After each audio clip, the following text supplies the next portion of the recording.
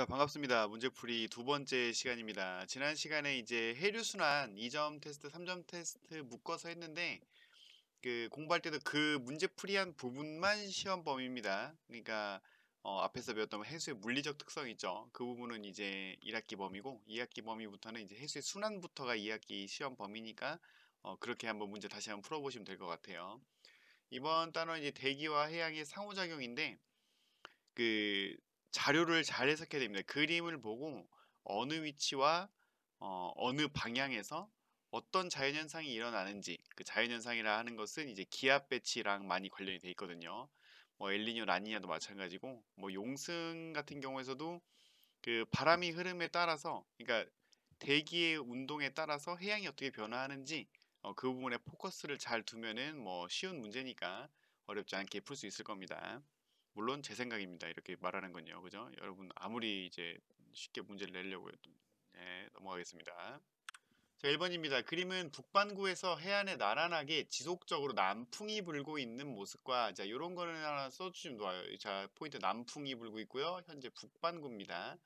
해수의 온도 분포를 나타낸 것이다. 자, 등온선인데 자, 이 등온선이란 건 뭐냐면 여기 같은 온도를 나타내는 선이란 뜻이죠. 근데 어디가 높고 어디가 낮은지는 안 알려줬어요. 자, 이에 대한 설명 옳은 것을 보겠습니다. 옳은 것을 했습니다. 자, 그럼 우리가 문제에서 주어진 대로만 한다면 일단 북반구예요. 자, 북반구라는 얘기는 뭘 뜻하는 거냐면 전향력의 방향이 운동하는 방향의 오른쪽으로 작용한다는 거죠. 이게 운동 방향이라면 전향력의 방향은 오른쪽 90도 방향. 그죠?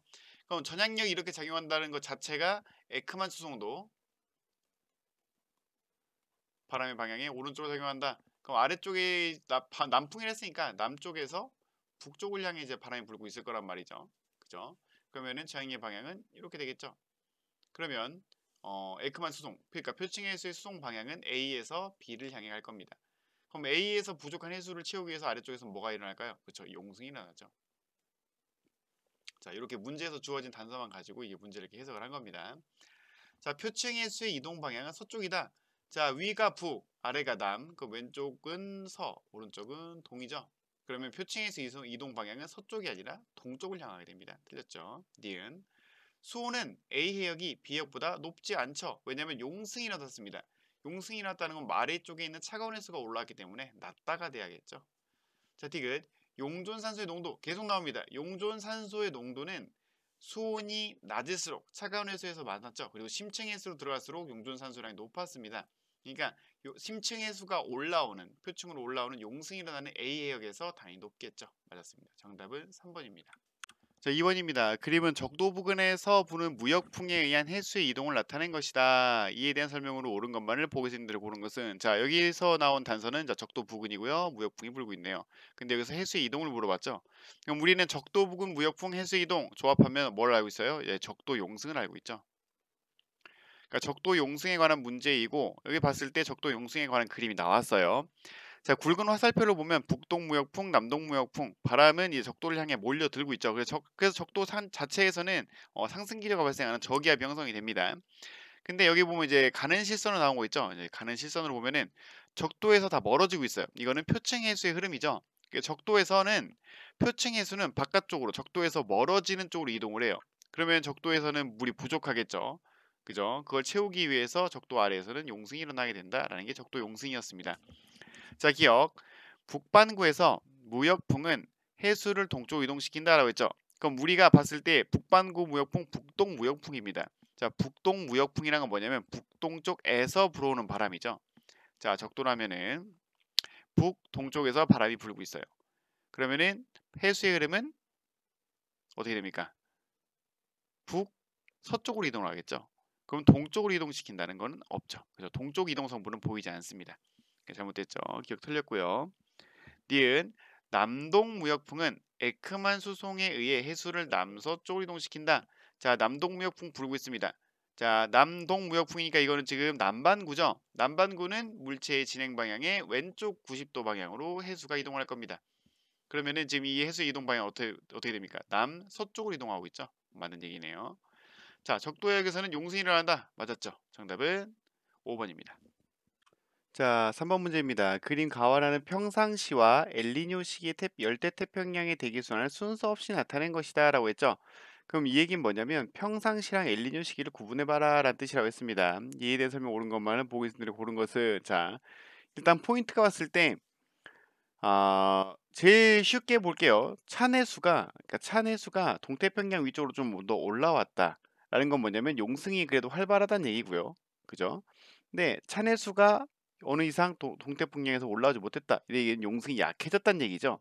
그럼 용승의 약화, 그죠? 이쪽 나아가 엘니뇨입니다.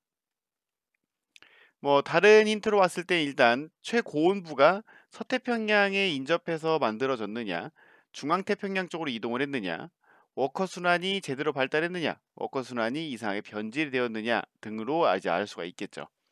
느낌 오나요? 그래서 가가 평상시, 나가 엘니뇨입니다. 자, 가는 엘니뇨 시기다 잘못됐죠. 무역풍의 세기는 가가 평상시가 엘니뇨보다 당연히 강하죠. 엘니뇨의 시작은 무역풍의 약화에서부터 시작됐다 했습니다. 디귿 동태평양의 용승은 동태평양 용승은 나아가 가보다 강할 수가 없죠. 왜냐면 엘니뇨 시기이기 때문에 용승이 약화됩니다. 자, 무역풍의 약화, 그죠? 무역풍의 약화는 뭐를 촉발하냐면 해수면 기울기를 원만하게 만들었고요. 해수면 기울기가 완만하게 만들어졌다는 얘기는 뭐냐면 용승이 일어날 필요가 없다. 용승이 약화되는 거죠. 정답은 2번입니다. 4번입니다. 그림은 1985년부터 2015년까지 동태평양 적도 부근 해역의 표층 수온 편차 관측값에서 평년값을 뺀 것을 나타낸 것입니다. 이에 대한 설명 옳은 것만을 보기 내로 고른 것은 자, 동태평양 적도 부근 수온 편차가 나왔죠. 표층 수온 편차가 나오면 플러스가 엘니뇨고요. 마이너스가 라니냐입니다. 쉽게 그렇게 푸시면 돼요. 자, 무역풍의 세기는 A 엘니뇨 시기가 라니냐 시기보다 강하다. 아니죠? 무역풍의 시기는 라니냐 시기에 훨씬 더 강합니다. 니은 동태평양 적도 부근 해역의 용승은 물어봤죠. 그럼 라니냐 시기가 엘니뇨 시기보다 강한다. 맞죠? 그러니까 우리가 평상시를 알고 있으면 평상시 조건을 봤을 때 엘니뇨 시기가 되면은 평상시에 반대가 되는 거고요. 라니냐 시기가 되면 라니냐 시기가 되면은 평상시에 강화가 된다 했었죠. 그럼 평상시에도 동태평양 적도 용승이 일어나는 곳이잖아요. 그럼 라니냐 시기가 되면 더 강해지는 겁니다. 그죠? 서태평양 적도 부근 해역의 강수량을 물어봤죠. 그럼 서태평양은 평상시에 강수량이 어떻습니까? 강수량이 원래 많은 곳입니다. 근데 강수량 B 시기가 A 시기보다 많다. 자, B 시기는 평상시에 강하라 그랬죠. 그죠? 라니냐니까. 그러면 원래 강수량이 많았던 곳은 강수량이 더 많아지겠죠. 그러니까 B 시기가 A 시기보다 많다. 맞겠죠. 그죠? 정답은 5번입니다. 5번입니다. 그림 가와 나는 엘니뇨와 라니냐 시기 열대 태평양의 대기순환을 순서 없이 나타낸 것이다. 또 순서가 없네요. 어쨌든 가를 봤더니 중앙 태평양에 상승했고요. 나를 보니까 완전 서태평양에 딱 붙어 인도네시아 앞바다에서 상승을 하고 있네요. 그럼 끝났죠? 자, 가 시기가 엘니뇨고요. 나 시기가 라니냐입니다. 자, 우리는 지금 이렇게 문제가 나오면 문제에 주어진 단서만 가지고도 엘니뇨와 라니냐를 구분할 줄 알아야 돼. 그게 기본입니다. 자, 가시기 라니냐 자 틀렸어요. 자, 니은 서태평양의 해면 기압은 자, 서태평양은 원래 비가 많이 오는 곳이죠. 그죠? 그럼 비가 많이 온다는 거는 원래 서태평양 해면 기압 평상시에 저기압이라는 소리예요. 그럼 엘니뇨는 평상시에 반대니까 서태평양이 어떻게 됐습니까? 하강기로 고기압이 됐죠. 기압이 올라간 겁니다.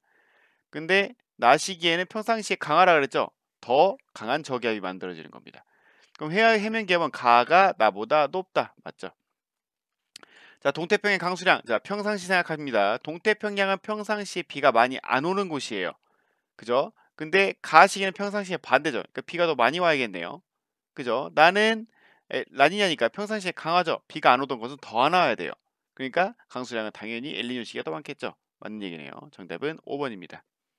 6번입니다. 그림은 남방진동 지수를 정의할 때 이용되는 태평양의 두 지점 다윈과 타히티 위치를 나타낸 것입니다. 친절하게 다 알려줬네요. A 다윈이고요. D 타히티입니다.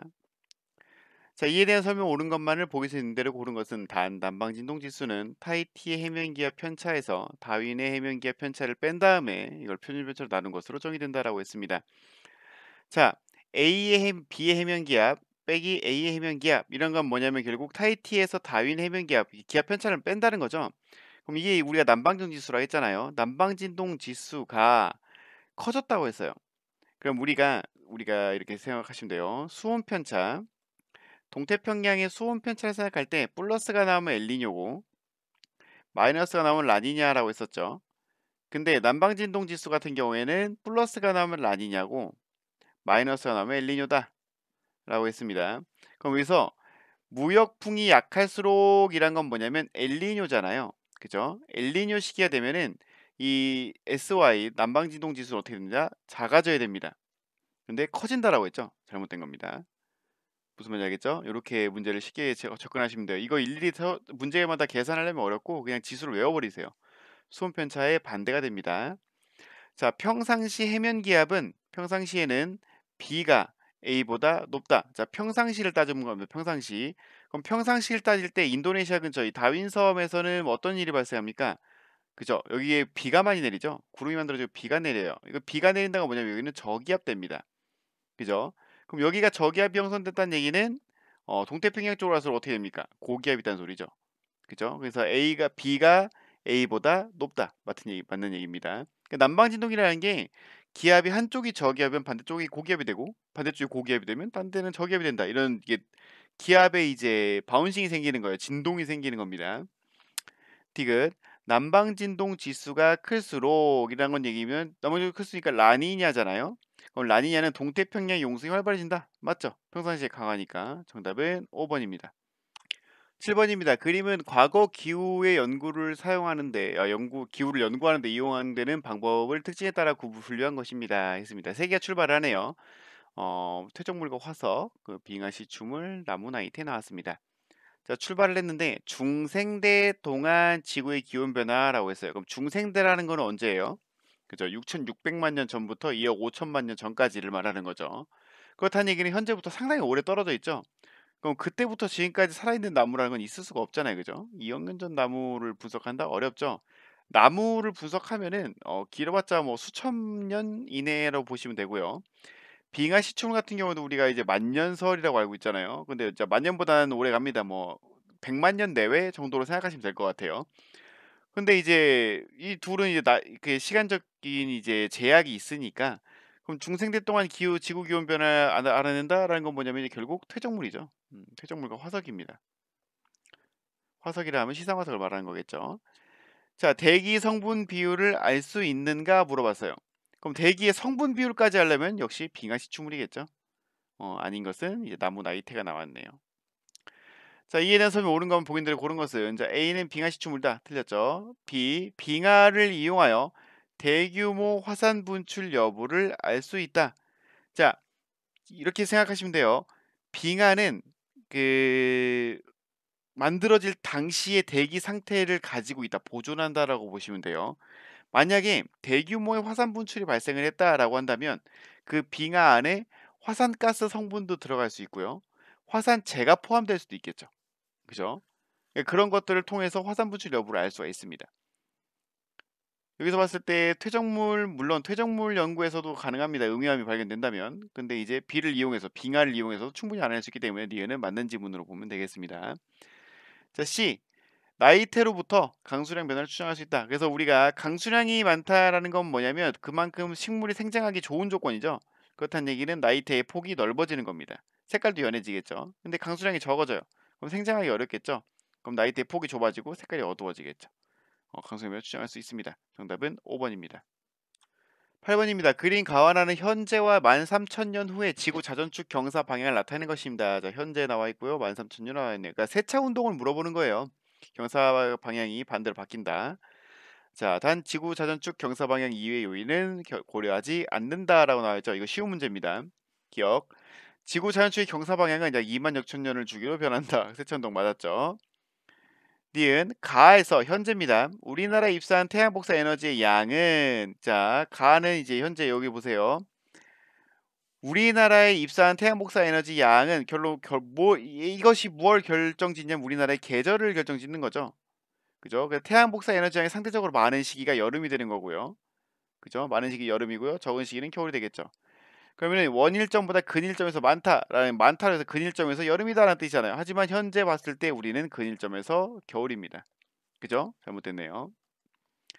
남반구에서 기온의 연교차를 물어봤죠. 자, 현재 남반구는 근일점일 때 여름이고요. 원일점일 때 겨울이에요. 그러니까 현재 연교차가 큰 상태죠. 근데 나아가 되면은 자, 13,000년 후가 되면은 근일점일 때 겨울이 되고요. 원일점일 때 여름이 됩니다.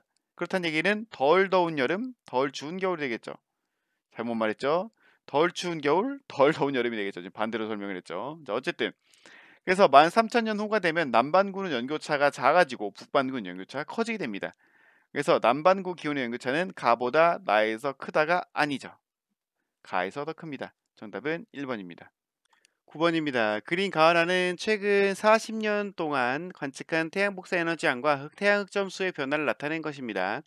자, 이에 대한 설명으로 옳은 것만을 보고서 있는 대로 고른 것은 자, 기억. 태양 활동이 활발할수록 흑점수가 적게 나타난다. 자, 보시면 흑점의 수가 많아질 때 태양 복사 에너지 양도 증가를 했고요. 흑점의 수가 작아질 때 태양 복사 에너지 양도 감소를 했어요. 그러니까 일반적인 이제 연관관계가 보이는 거죠. 근데 태양 활동이 활발할수록 흑점수가 적게 나타나는 게 아니라 많게 나타나는 경향성이 있죠. 틀렸습니다. 니은. 흑점수는 지구 기후 변화를 일으키는 외적 요인의 변화를 판단하는 지표가 될 수 있다. 그렇죠. 그러니까 흑점의 수가 그러니까 지구의 기후 변화를 일으키는 외적 요인 변화라고 했잖아요. 외적 요인이 뭐냐면 태양 복사 에너지 양의 변화를 말하는 거예요. 그러면은 흑점의 개수를 관찰함으로 인해서 태양 활동이 활발한지 약한지를 알 수가 있잖아요. 그럼 그 요인의 변화를 판단하는 지표가 될 수가 있겠죠. 디귿. 흑점수의 중간 주기는 지구 평균 기온의 증감 주기가 일치할 것이다. 자, 여기서는 이제 지금 잘 나가다가 뭐가 잘못됐습니까? 일치한다는 게 잘못됐죠. 그럼 우리가 지구 기후 변화 요인을 뭐하러 여러 개를 배웠겠습니까? 흑점수만 보면 되는데 그죠? 그러니까 정확하게 일치하지 않습니다. 그러니까 흑점수의 증감 주기는 어느 정도 지구 기후 변화에 영향을 줘요. 근데 영향을 주지만 일치하지는 않습니다. 무슨 말인지 알겠죠? 틀렸습니다. 정답은 2번입니다. 10번. 그린 가와 가나다는 여러 가지 지구 환경 변화를 나타낸 것입니다. 가나다의 공통점에 대한 설명으로 옳은 것만을 인대로 오는 것을 가 사막화 고대산맥 형성 피해서 나왔네요. 자, 기억. 지구 표면의 반사율을 감소시킨다라고 했습니다. 일단 사막이 발생을 합니다.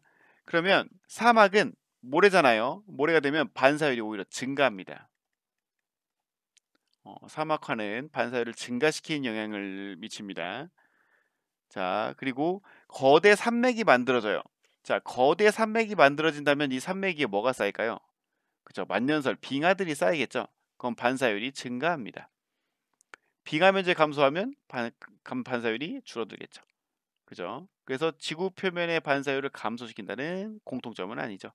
틀렸습니다. 니은 지구의 평균 기온을 상승시키는 역할을 한다. 자, 사막화가 되면 반사율 증가됩니다. 그죠? 그러면 반사율이 증가한다는 거. 그러니까 반사율이 증가되는 요인들 같은 경우에는 지구 기온을 상승시키는 요인이 아니라 감소시키는 요인이죠. 그러니까 지금 보세요. 반사율이 증가했다라는 건 뭐냐면 흡수율이 그만큼 떨어진다라고 보시면 되는 거예요. 그럼 흡수율이 떨어졌다는 얘기는 기온을 상승시키는 게 아니라 감소시키는 영향이 미치는 거죠. 틀렸습니다. 기후 변화를 일으키는 지구 내적 요인이다. 그죠? 이거 다 지구 안에서 일어나는 일이잖아요. 맞는 얘기네요. 정답은 3번입니다. 11번입니다. 그림은 1999년에서 2014년까지 안면도 반갑네요. 하와이 지구 전체에서 측정한 대기 중 이산화탄소 농도를 나타낸 것입니다. 이에 대한 설명 옳은 것만을 보기서 있는 대로 고른 것은 자, 안면도 엄청 크네요. 그죠? 이산화탄소 농도가 변화율이 크고요.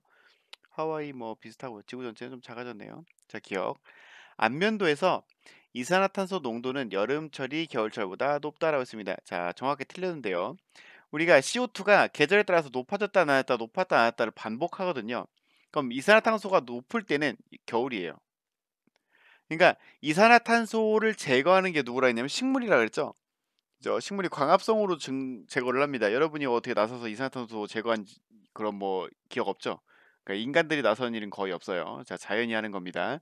그래서 이산화탄소 농도가 낮아졌다는 얘기는 뭐냐면 식물들이 활발하게 이제 광합성을 했다는 얘기예요. 그럼 이거는 여름이죠.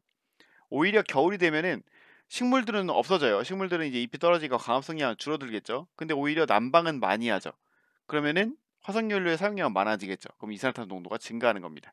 그래서 높이 솟은 요 시기가 이제 겨울이에요, 겨울. 그리고 아래쪽에 좀 적어졌을 때 요때가 여름이라고 보시면 됩니다. 무슨 말인지 알겠죠? 니은 계절에 따른 이산화탄소 농도 변화 폭은 남반구가 북반구보다 작다 라고 했는데 여기서 보니까 안면도랑 하와이가 지구 전체보다 평균적으로 봤을 때 북반구에 있는 녀석들이 다 높죠.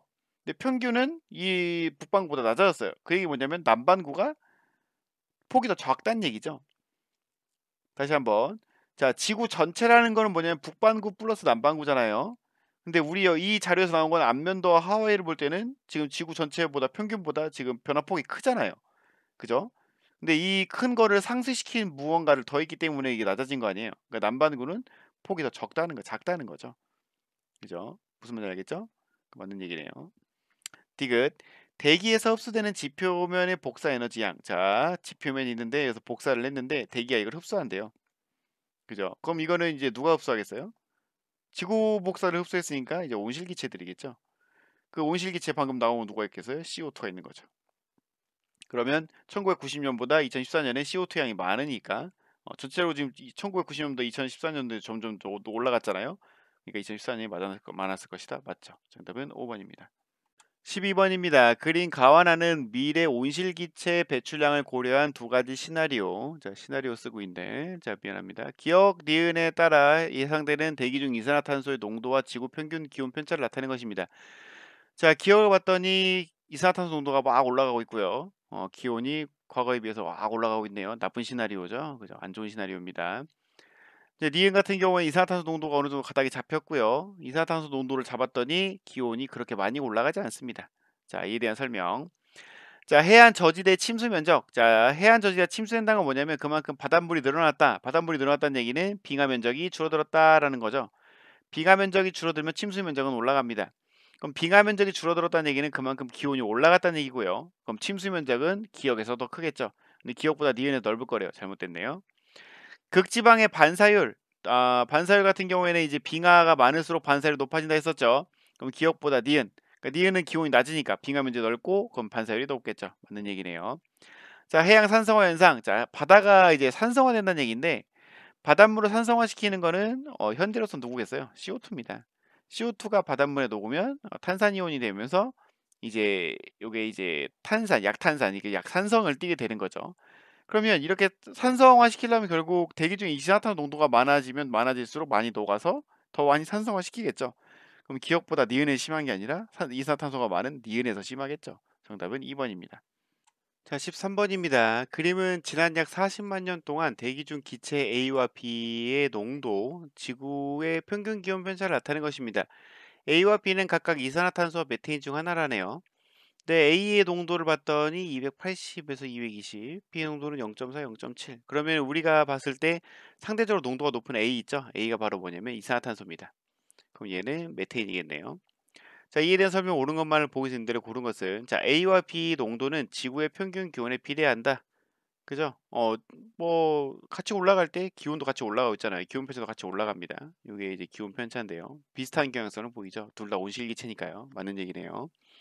니은 지구 대기 온실 효과는 기여도는 A가 B보다 크다. 그죠? 같은 뭐 성질이 뭐 똑같은 이제 온실 기체라면 농도가 봤을 때 엄청나게 높죠. 거의 뭐 1000배 가까이, 1000배까지는 아니겠네요. 한 500배 가까이 차이가 나기 때문에 A가 B보다 크다. 맞는 얘기입니다. 해수면의 높이는 기억 시기 같은 경우에는 지금 지구 기온이 낮은 시기고요. 니은 시기는 높은 시기네요. 그러면 해수면의 높이는 빙하가 많이 녹았을 니은 시기에 높았겠죠. 근데 기억 시기보다 니은 시기가 높았다. 잘못됐네요. 정답은 4번입니다. 자, 14번 그림은 대기에 의해 온실 효과가 일어나는 원리를 나타낸 것입니다. 이에 대한 설명으로 옳은 것만을 보기서 있는 대로 고른 것은 자, 기억 태양 복사네요. 태양 복사니까 이거는 가시광선이겠죠. 자, 근데 지표 대기에서 반사되고요. 뭐 지표 흡수된 것도 있고요. 근데 지표 복사가 있네요. 그럼 지표 복사는 뭐겠어요? 적외선이죠. 자, 이렇게 나가는데 자, 봅시다. 기억. 복사 에너지의 파장은 기억이 지구 복사보다 길다. 틀렸죠. 기억이 가시광선이 이겼죠. 훨씬 짧습니다.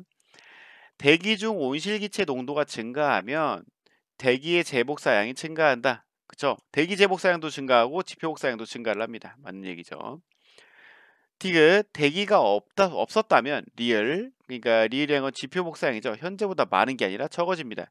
우리가 앞에서 배우기에 지구 열수지를 배울 때 지표 복사량이 100이 넘었었죠. 이게 뭐냐면 대기의 재복사 덕분입니다. 그죠? 정답은 2번입니다.